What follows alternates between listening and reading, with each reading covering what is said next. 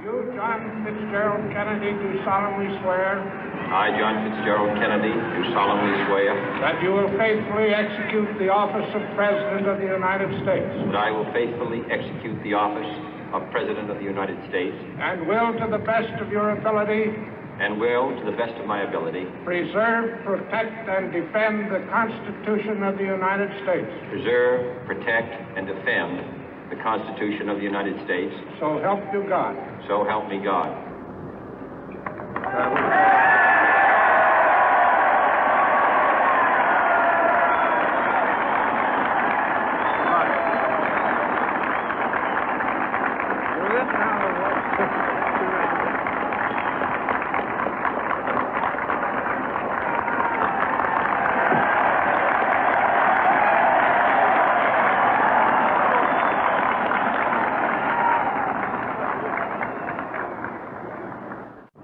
Vice President Johnson, Mr. Speaker, Mr. Chief Justice, President Eisenhower, Vice President Nixon, President Truman, Reverend clergy, fellow citizens.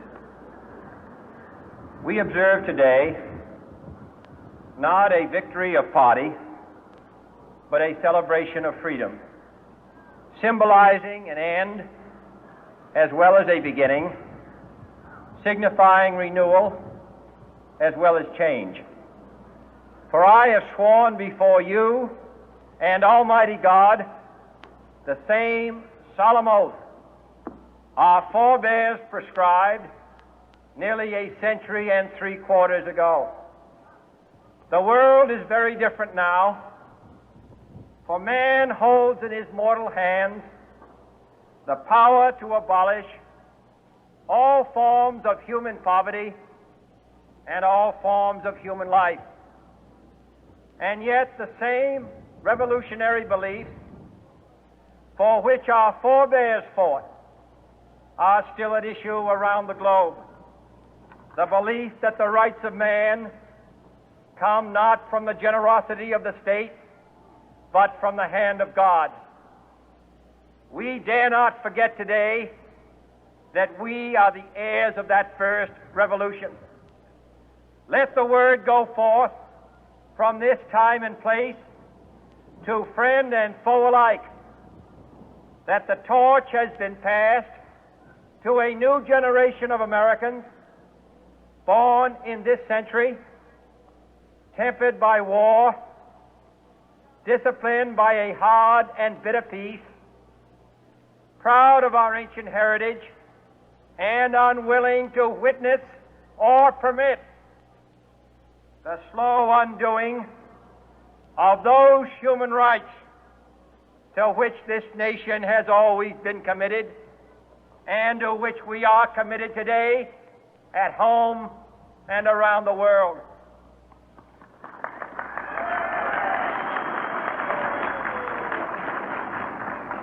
Let every nation know, whether it wishes us well or ill, that we shall pay any price, bear any burden, meet any hardship, support any friend, oppose any foe to assure the survival and the success of liberty.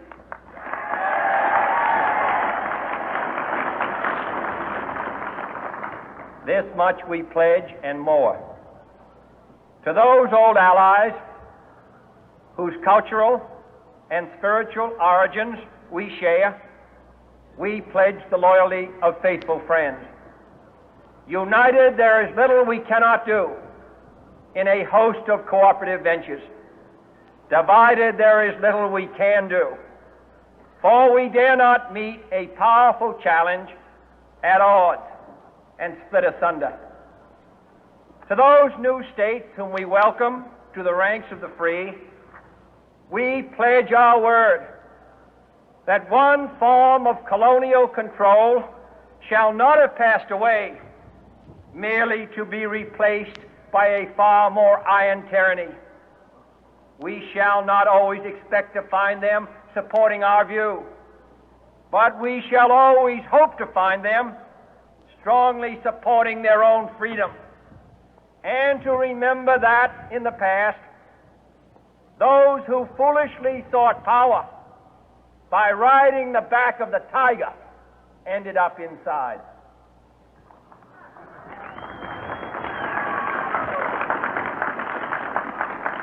To those people in the huts and villages of half the globe struggling to break the bonds of mass misery, we pledge our best efforts to help them help themselves for whatever period is required, not because the communists may be doing it, not because we seek their votes, but because it is right. If a free society cannot help the many who are poor, it cannot save the few who are rich.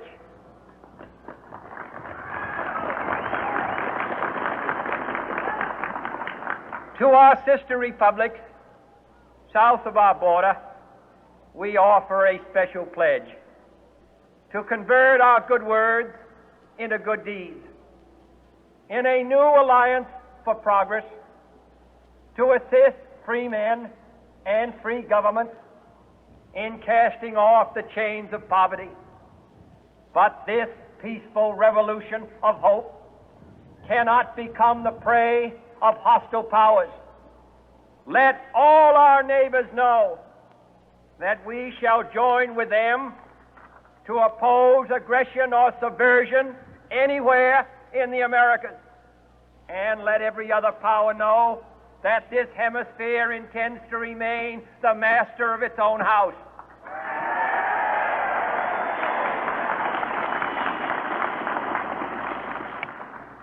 To that World Assembly of Sovereign States, the United Nations, our last best hope, in an age where the instruments of war have far outpaced the instruments of peace, we renew our pledge of support to prevent it from becoming merely a forum for invective, to strengthen its shield of the new and the weak, and to enlarge the area in which its writ may run. Finally, to those nations who would make themselves our adversary, we offer not a pledge, but a request that both sides begin anew the quest for peace.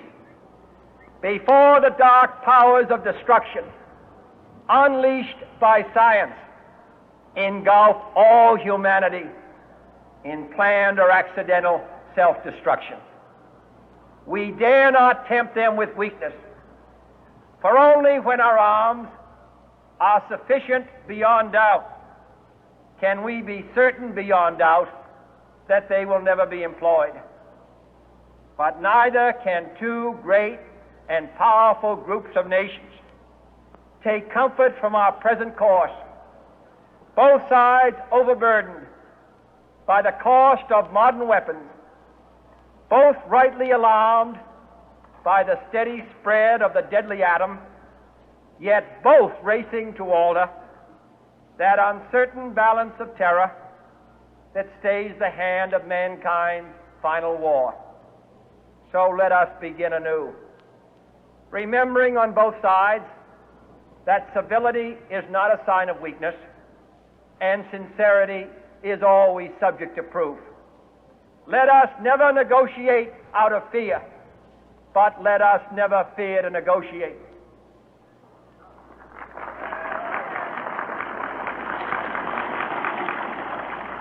Let both sides explore what problems unite us, instead of belaboring those problems which divide us. Let both sides, for the first time, formulate serious and precise proposals for the inspection and control of arms, and bring the absolute power to destroy other nations under the absolute control of all nations.